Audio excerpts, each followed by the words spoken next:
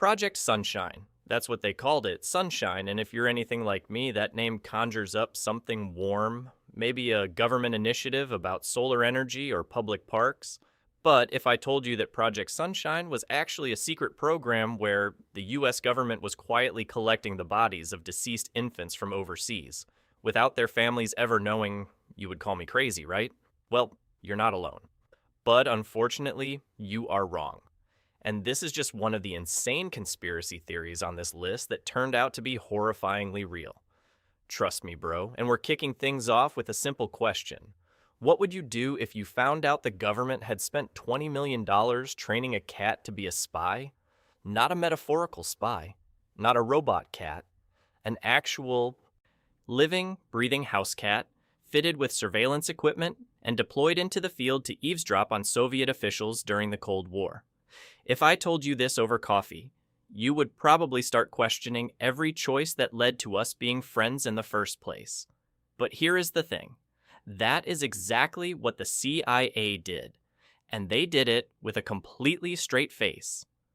Operation Acoustic Kitty was a real classified program launched in the early 1960s by the Central Intelligence Agency, with one specific and genuinely ambitious goal: use cats as mobile eavesdropping devices against Soviet targets.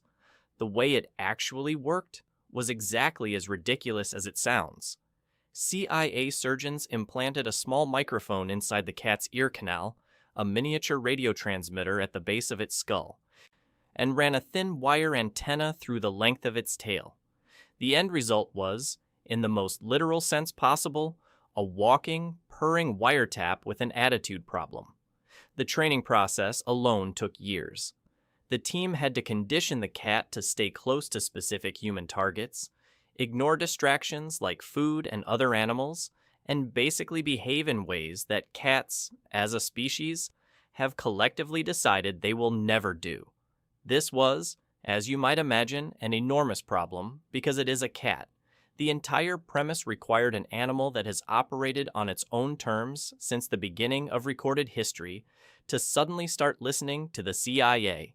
But the CIA pressed on. Because during the Cold War, rational thought had a way of taking a back seat to ambition. The first and only field test went about as well as you would expect. The mission was simple. Send the cat near a park bench in Washington, D.C., where Soviet officials were known to hold informal conversations. The cat was released from a parked vehicle nearby. It crossed the street, and it was immediately struck and killed by a passing taxi. $20 million. One taxi.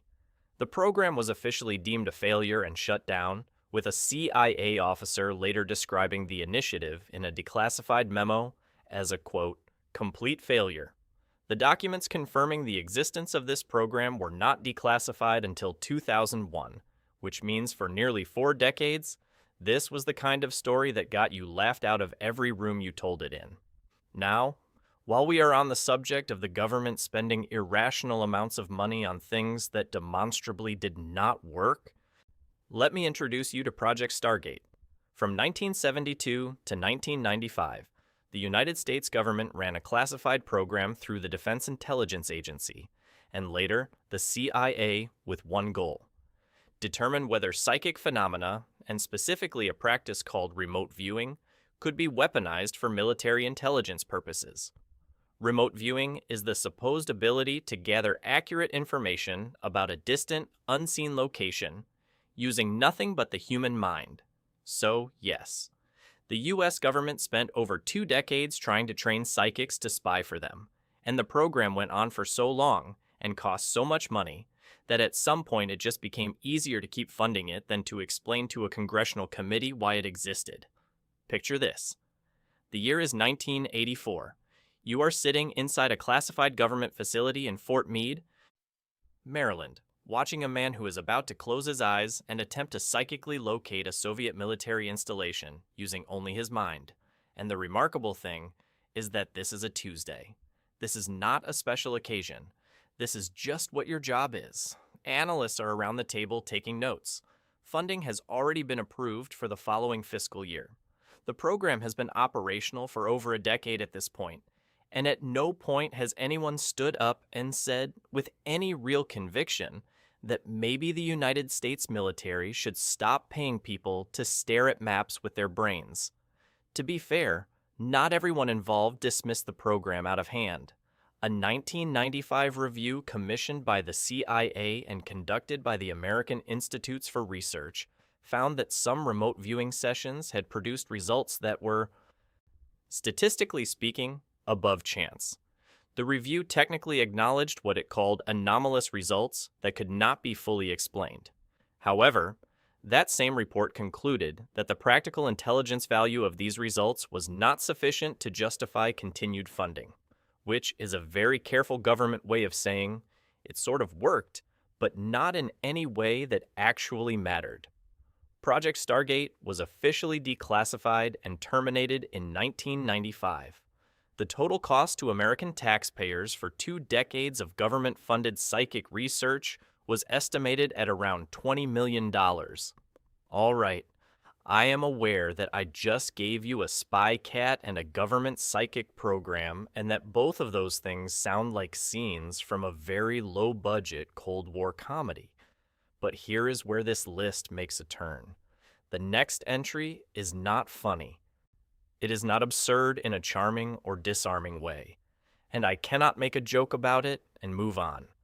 What follows is a genuinely disturbing confirmation of something the American public was told, for decades, was nothing more than paranoid conspiracy theory. Operation Sea Spray. In September of 1950, the United States Navy conducted a covert open-air biological experiment on the city of San Francisco without the knowledge or consent of a single resident. Over the course of 6 days, a naval vessel just off the coast systematically sprayed large quantities of Serratia marcescens bacteria across the city under the cover of early morning fog. The Navy considered this particular bacterial strain to be harmless at the time, making it an ideal stand-in for simulating how a real biological weapon might spread across a large urban area. The goal was straightforward: understand the potential reach of a biological attack on a major American city. San Francisco was chosen as the test case. An estimated 800,000 people were unknowingly exposed. None of them were warned beforehand. None of them were given a choice. What the Navy did not anticipate was that Serratia marcescens was not actually harmless. Shortly after the spraying, hospitals in San Francisco reported an unusual spike in pneumonia cases caused by Serratia marcescens infections. One man, Edward Nevin, died in November of 1950 from a Serratia marcescens infection of the heart, and 10 others were hospitalized. His family later sued the government, arguing the spraying was directly responsible. The case was ultimately dismissed in 1981, with the court ruling that the government could not be held liable under the Federal Tort Claims Act. The experiment itself was not publicly acknowledged until 1976, when a Senate subcommittee investigation uncovered it. And even then, the military maintained that the spraying had been harmless and that no connection to the reported infections could be proven. The experiment was one of over 200 similar open-air tests conducted on American cities between 1949 and 1969. 200, all of them classified. None of the people exposed were ever informed. Does this sound at all familiar? The government running a secret domestic program targeting its own citizens, documenting it, and then denying it for decades until the evidence became impossible to ignore. Because if it does, that is not a coincidence. That is a pattern. And the next entry on this list is arguably the most consequential domestic surveillance program in American history. Cointelpro, which stands for Counterintelligence Program, was a series of covert and often illegal operations conducted by the FBI from 1956 to 1971 under the direction of J. Edgar Hoover, with the stated goal of surveilling, infiltrating, discrediting, and disrupting domestic political organizations the government considered subversive. And the list of targets reads like a who's who of American civil rights history. The program targeted the Southern Christian Leadership Conference, the NAACP, the Black Panther Party, the American Indian Movement, and numerous anti-war organizations. Among the individuals specifically targeted was Martin Luther King Jr., who the FBI surveilled so extensively and with such obsessive hostility that in 1964, an anonymous letter was sent to King by FBI agents, encouraging him to take his own life before his Nobel Peace Prize acceptance. That letter was later confirmed to have originated within the FBI.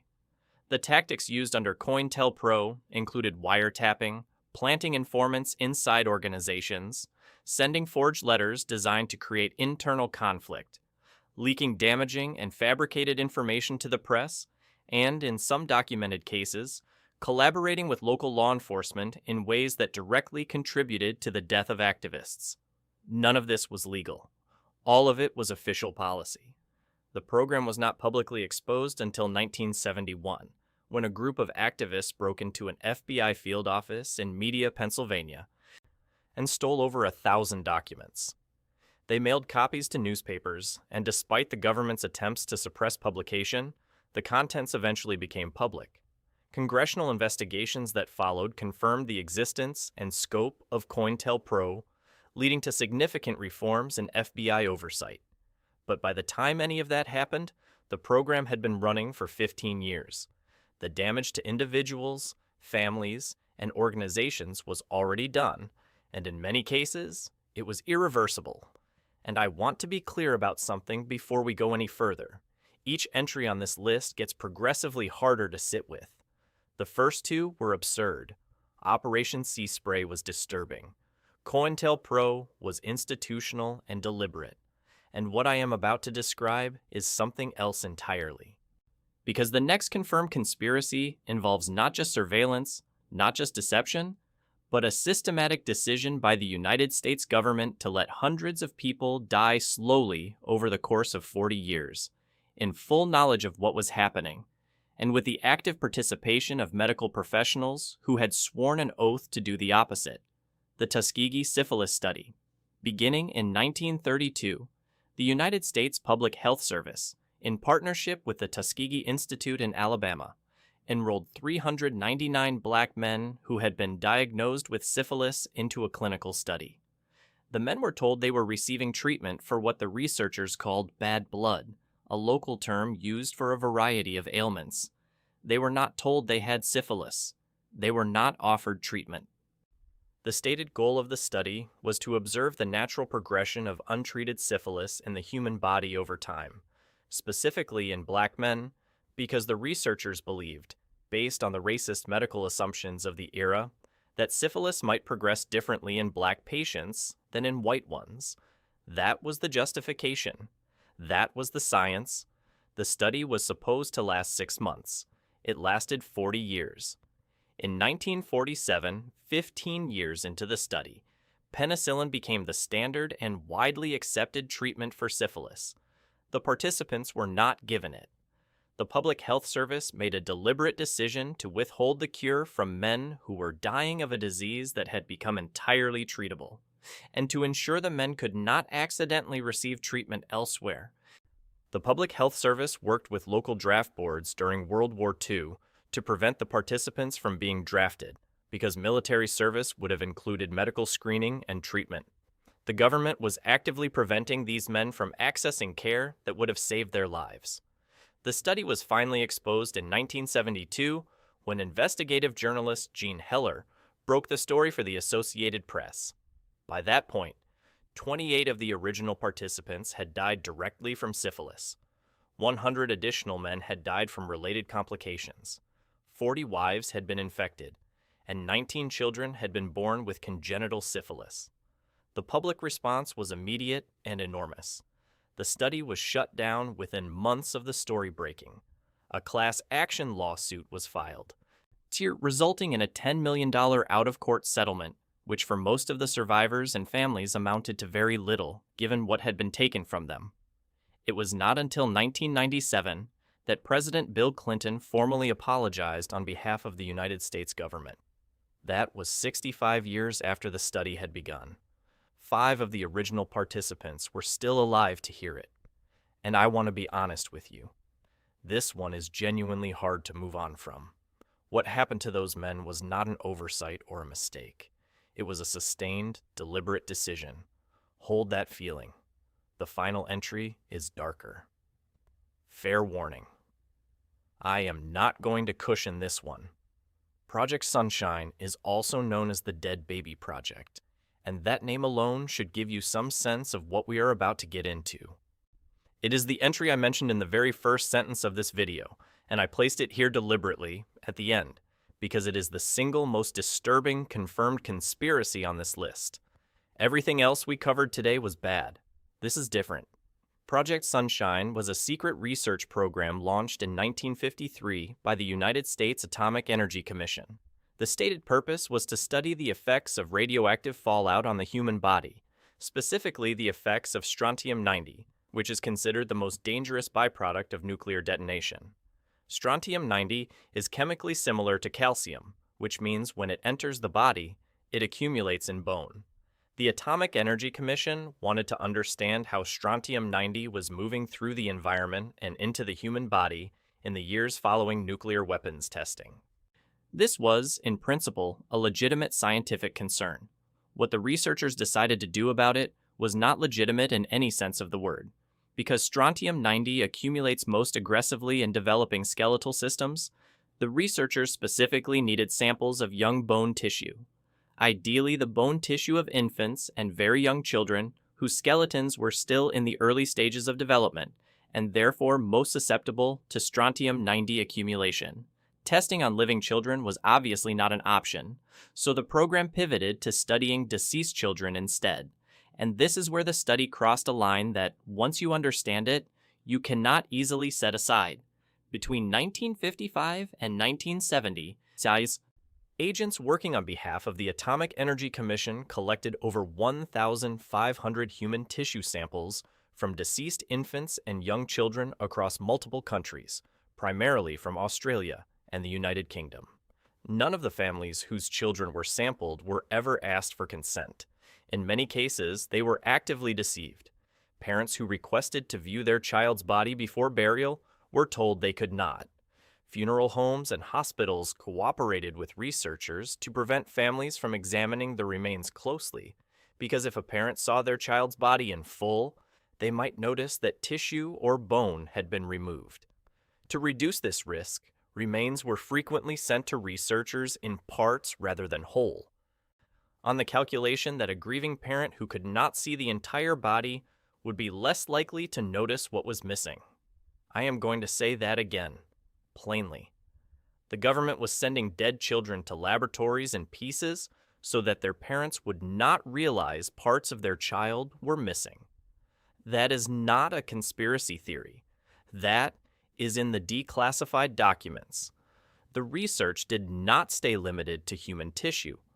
After the initial phase, Project Sunshine expanded its scope to study how strontium-90 moved through entire ecosystems. Researchers tested soil samples, grass, grazing animals, and tracked the progression of the isotope up the food chain to understand how exposure was compounding at each level. The program generated a significant body of scientific data on the dangers of nuclear fallout that was later used in high-level policy discussions around nuclear testing. In 1963, the United States, the United Kingdom, and the Soviet Union signed the Partial Nuclear Test Ban Treaty, which prohibited above-ground nuclear weapons testing.